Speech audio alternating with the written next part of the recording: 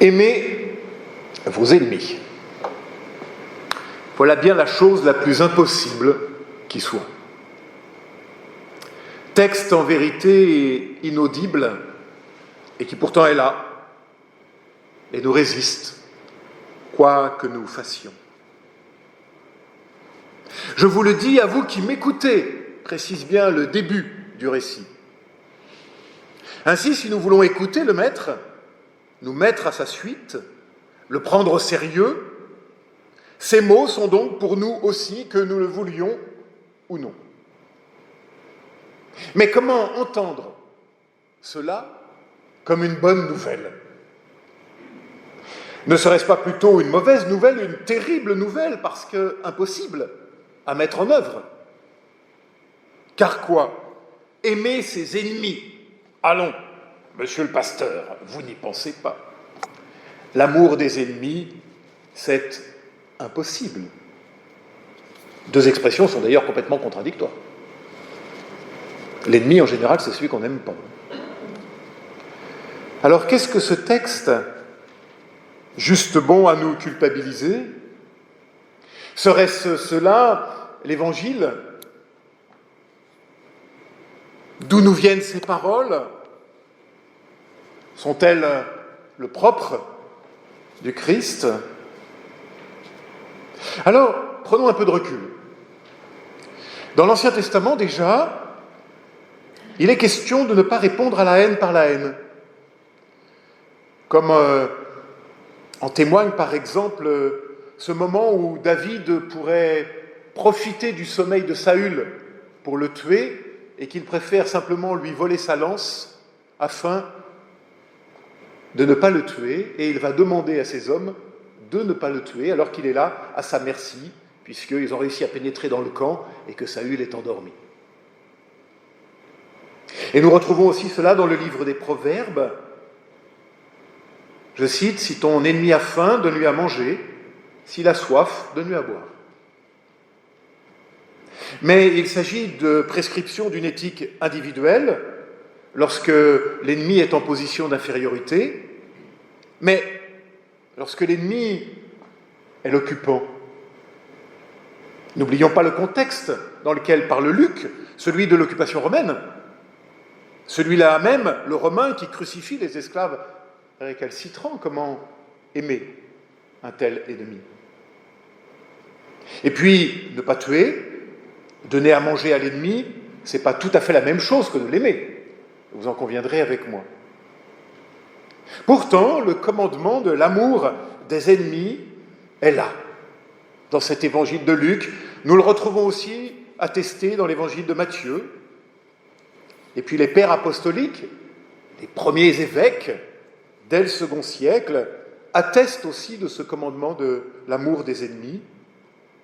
De sorte que pendant les premières décennies, le commandement d'amour des ennemis a constitué un facteur important de continuité de la communauté chrétienne, écrit l'exégète François Beauvon. Ainsi, c'est bien une sorte de particularité de l'Évangile, comme sa spécificité, l'amour des ennemis. Un philosophe juif du XXe siècle écrit d'ailleurs « Se réjouir du malheur d'autrui, haïr ses ennemis, rendre le mal pour le mal sont défendus. Et la magnanimité ainsi que le secours porté à l'ennemi en détresse est exigé. Mais le judaïsme ignore l'amour des ennemis comme principe moral. Alors quoi ? Est-ce que derrière ce commandement impossible battrait finalement le cœur même de l'Évangile, le cœur de la bonne nouvelle ? Alors que cela nous semble impossible ? Eh bien en fait, je le crois bien. Car avec cette injonction, voilà que la haine n'a plus le dernier mot. Ou plutôt, voilà que la haine n'est plus appelée à avoir le dernier mot sur nos humaines relations. Alors bien sûr, pour nous et par nous-mêmes, cela est impossible, comme il nous est impossible d'ailleurs de pardonner 77 fois 7 fois. Mais là encore, mes amis, attention de ne pas tomber dans une lecture au pied de la lettre, dans une lecture par trop littéraliste. Il s'agit ici d'un horizon promis, d'un Orient, d'un autrement possible, d'un autrement offert, d'un autrement ouvert. Il s'agit d'une direction, d'un chemin, d'une promesse, non pas d'un impératif éthique, mais d'une fenêtre ouverte par la grâce. J'y reviendrai. Ainsi, l'enjeu me semble ailleurs que dans une lecture littérale, manteau, tunique, joue droite, joue gauche. Ça, ce sont des images, des métaphores. Alors si l'enjeu est ailleurs, où est-il? Alors j'en retiens 4 pour nous ce matin. Le premier enjeu, c'est que ces paroles peut-être viennent nous délivrer, je dis bien nous délivrer, de la tyrannie de nos sentiments et de nos affects, de la tyrannie de nos réactions binaires, j'aime ou j'aime pas. Parce que aimer l'ennemi, c'est aimer le détestable, le détester. Et alors il y a comme une invitation à ne plus nous limiter dans nos relations à ce qui est aimable, à ce qui me fait envie, à ce que je souhaite, à ce que je veux, à ce que je désire. C'est accepter d'entrer dans des relations qui ne se limitent pas et ne soient pas déterminées par nos affections premières, nos humeurs du moment, nos j'aime bien, j'ai envie. C'est une invitation à dépasser l'immédiateté des apparences pour pouvoir peut-être rencontrer l'autre ailleurs, autrement que dans ce qu'il me donne à voir au premier abord. Et c'est d'une certaine façon l'expérience même de la vie en Église. On ne choisit pas ses paroissiens, ni celui qui s'assied sur le banc à côté. Ces paroissiens, on les reçoit, et on peut apprendre à les regarder comme des frères et des sœurs. Même si au premier contact, certains peuvent ne pas me plaire. Bah oui. Un témoignage personnel, si vous le permettez. Pas souvent que je fais ça, mais peut-être que ce matin ça s'impose. Plusieurs fois, pendant ces 30 années de ministère, j'ai rencontré des hommes, c'était des hommes d'ailleurs, qui ne me plaisaient pas. Mais alors pas du tout. Et avec lesquels parfois j'ai dû m'affronter violemment jusqu'à faire claquer les portes des réunions. Je pense que c'est déjà arrivé ici ou là d'ailleurs. À vous aussi. Eh bien, je constate que certains de ces hommes, et je pense plus particulièrement à 3 d'entre eux, sont devenus aujourd'hui des personnes qui comptent énormément pour moi et à qui je confierai ma vie sans hésiter un instant. Méfions-nous de la tyrannie du même, des mêmes goûts, de la première impression. Les sites de rencontres nous vantent aujourd'hui la possibilité de ne rencontrer que des gens qui partagent les mêmes goûts et les mêmes envies. Quelle tristesse! Quel appauvrissement! Quelle perte du sens de l'autre et de son altérité! C'est dans la différence que l'autre est intéressant et qu'il peut m'enrichir. Deuxième élément. L'injonction de l'amour des ennemis, à l'image de l'injonction du pardon d'ailleurs, c'est ne pas enfermer l'autre, ne pas le réduire à ce qu'il a fait à un moment donné de sa vie. Pour le dire autrement, personne ne se réduit jamais, selon l'Évangile, à ses échecs, à ses errances, à ses lâchetés, à ses violences, ni même à ses haines.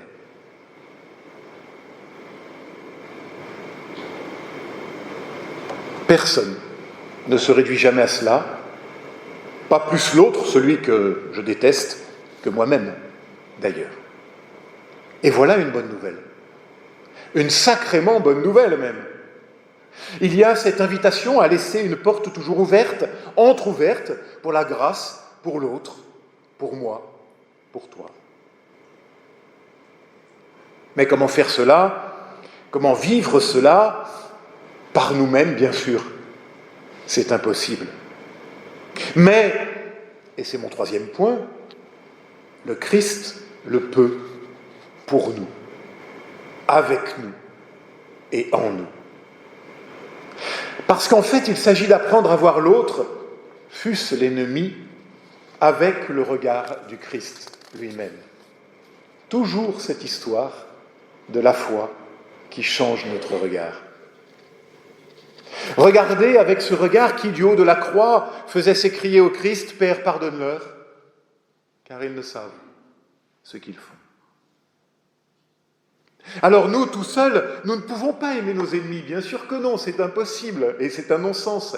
Mais nous pouvons peut-être laisser le Christ les aimer à travers nous et avec nous. Et voilà le chemin, voilà la bonne nouvelle. Mais au fait, qu'est-ce qu'aimer? Qu'est-ce que cet agapé dont parle sans cesse l'Évangile et le Nouveau Testament? Eh bien là encore, l'agapé, l'amour dont il est question ici, eh bien c'est pas les battements de mon petit cœur, c'est pas nos élans affectifs ni nos envies, c'est pas le j'aime ou le j'aime pas question de like ici, non, mais de cette disposition à l'accueil inconditionnel de l'autre, à la manière du Christ.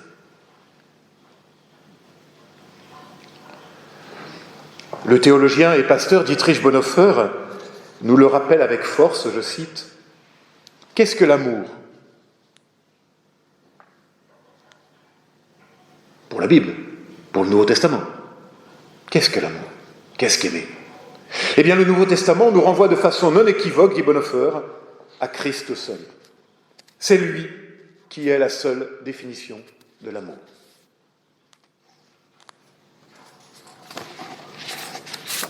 L'amour désigne donc cette action de Dieu en faveur de l'homme par laquelle la désunion de ce dernier est surmontée.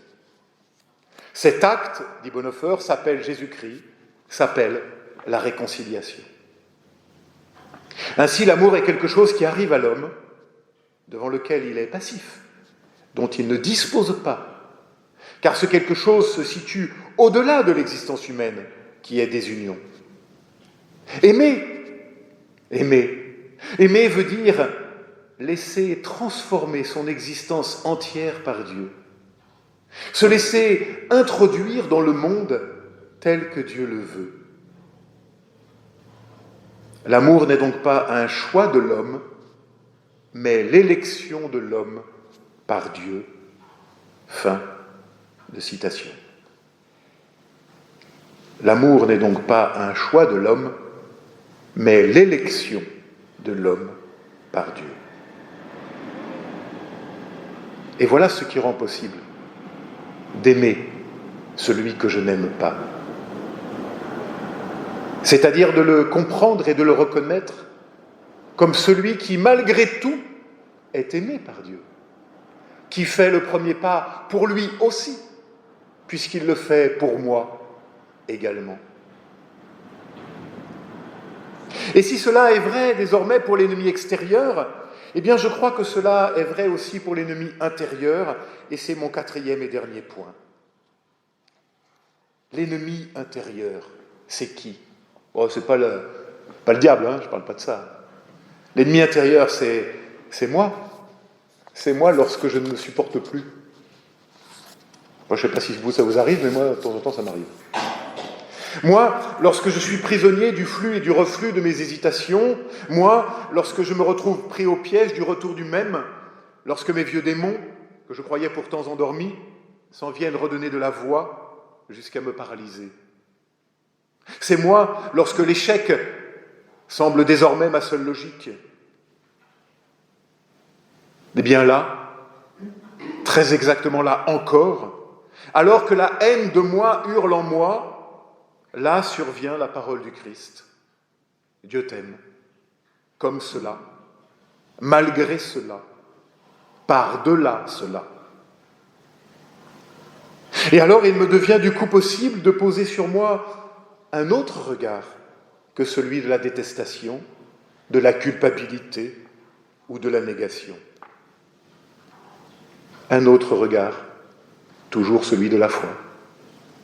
Oh, il ne s'agit pas là de complaisance, mais de réconciliation, comme le dit Bonhoeffer, qui seul peut nous relever et nous donner de reprendre route. Voilà le chemin, voilà la bonne nouvelle. Et Luc ne s'y est pas trompé, lui qui conclut notre passage en disant « Soyez généreux comme votre Père est généreux ». Le « comme » n'est pas à entendre ici en comparatif, mais à la manière de Dieu, dans le sillage de Dieu, à cause de Dieu. Alors tu crois que cela t'est impossible ? Eh bien tu as raison, par toi-même cela est impossible, mais à Dieu cela est possible. Alors laissons Dieu agir et travailler à travers nous, et parfois même malgré nous. Comment, me direz-vous encore ? Eh bien, trois verbes importants, forts, ouvraient le texte à l'impératif, et je crois qu'ils nous mettent sur la voie. Faire le bien, essayer de faire le bien. Répondre au mal par le bien. Bénir, c'est-à-dire proclamer sans cesse, à temps et à contre-temps, une parole bonne contre toutes les paroles de médisance. Et puis prier, c'est-à-dire se réenraciner dans sa présence qui nous fonde et nous relève. Voilà le chemin.